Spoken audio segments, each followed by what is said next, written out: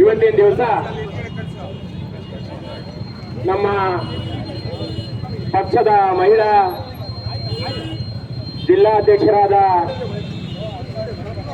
ಗೀತಾ ಸತೀಶ್ ಮತ್ತು ನಮ್ಮ ನೆಚ್ಚಿನ ಶಾಸಕಿಯಾದಂತಹ ಶಾರದಾ ಪುರಾಣಿಕ್ ಮತ್ತು ಮುಂದಿನ ಭದ್ರಾವತಿಯ ಶಾಸಕಿಯಾದಂತಹ ಶಾರದಾ ಅಪ್ಪಾಜಿ ಗೌಡರ ನೇತೃತ್ವದಲ್ಲಿ ಒಂದು ದೊಡ್ಡ ಸಂಖ್ಯೆಯಲ್ಲಿ ಪಕ್ಷದ ಮಹಿಳಾ ಪ್ರಮುಖರ ಜೊತೆ ನಾವು ಕೂಡ ಎಲ್ಲರೂ ಈ ಶಿವಪ್ಪನಾಯಕ ವೃತ್ತದಲ್ಲಿ ಪ್ರತಿಭಟನೆಯನ್ನ ಮಾಡ್ತಾ ಇದ್ದೀವಿ. ಕಾರಣ ಏನಪ್ಪಾ ಅಂತಂದ್ರೆ, ಮೊನ್ನೆ ದಿವಸ ಏನು ಕೇಂದ್ರ ಸರ್ಕಾರದಲ್ಲಿ ನರೇಂದ್ರ ಮೋದಿ ಅವರು ತಂದಂತಹ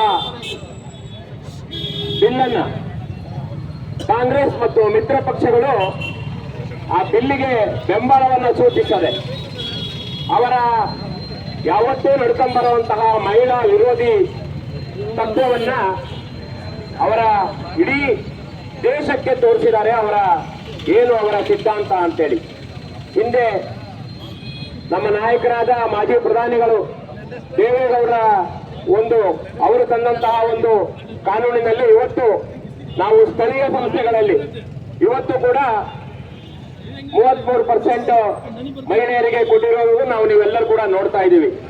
ಅದರ ಫಲವಾಗಿ ಎಲ್ಲ ಪುರಸಭೆ, ನಗರಸಭೆ, ಮಹಾನಗರ ಪಾಲಿಕೆಗಳಲ್ಲಿ ನಗರಸಭೆ ಅಧ್ಯಕ್ಷರು, ಮೇಯರ್ಗಳು, ಡೆಪ್ಟಿ ಮೇಯರ್ಗಳನ್ನ ನೀವೆಲ್ಲರೂ ಕೂಡ ನೋಡಿದ್ದೀವಿ.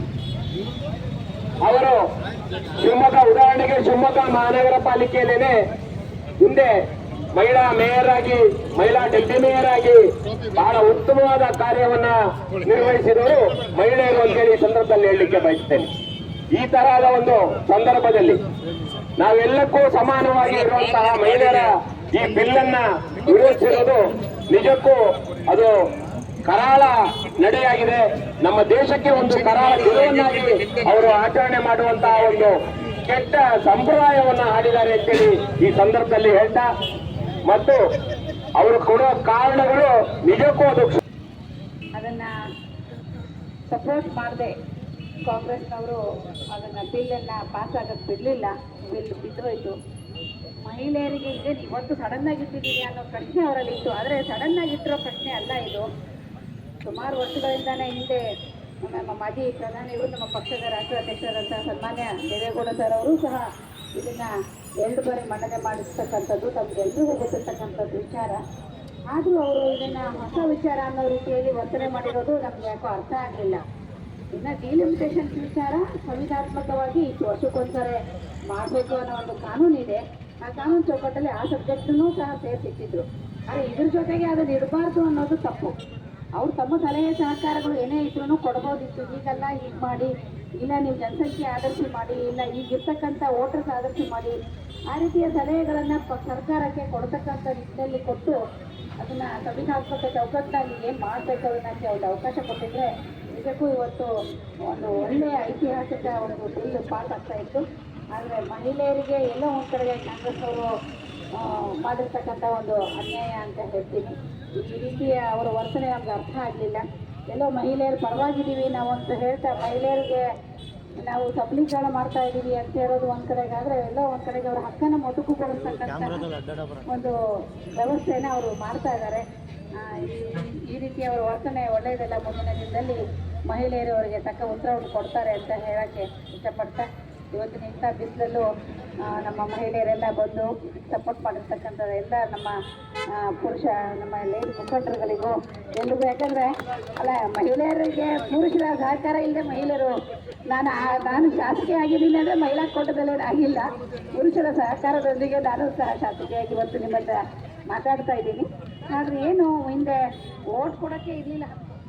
ಅಂಬೇಡ್ಕರ್ ಅವರ ಒಂದು ಹೋರಾಟ ಸಂವಿಧಾನಾತ್ಮಕವಾಗಿರ್ತಕ್ಕಂಥದ್ದು ಆ ನಿಟ್ಟಿನಲ್ಲಿ ಪ್ರಾರಂಭ ಆಗಿರೋದು. ಮಹಿಳೆಯರು ಸತತವಾಗಿ ಒಂದಲ್ಲ ಒಂದು ರೀತಿಯ ಶೋಷಣೆಯನ್ನು ನಡೀತಾನೆ ಇದೆ. ಸ್ಥಳೀಯ ಸಂಸ್ಥೆ ಚುನಾವಣೆಯಲ್ಲಿ 50% ಇದೆ. ಆದರೆ ನಾವೇನು ಸ್ಥಳೀಯ ಸಂಸ್ಥೆ ಚುನಾವಣೆಯಲ್ಲಿ ಏನು 50% ಕೊಟ್ಟಿದ್ದೀರಾ ಆ ರೀತಿ ಕೊಡಿ ಅಂತ ಹೇಳ್ತಿಲ್ಲ. 33% ಕೊಡೋದಕ್ಕೂ ನೀವು ಕಾಂಗ್ರೆಸ್ನವ್ರು ಯಾಕೆ ಅಡ್ಡ ಬರ್ತಿದ್ದೀರಾ ಅಂತ ನಂಗೆ ಅರ್ಥ ಆಗಲಿಲ್ಲ.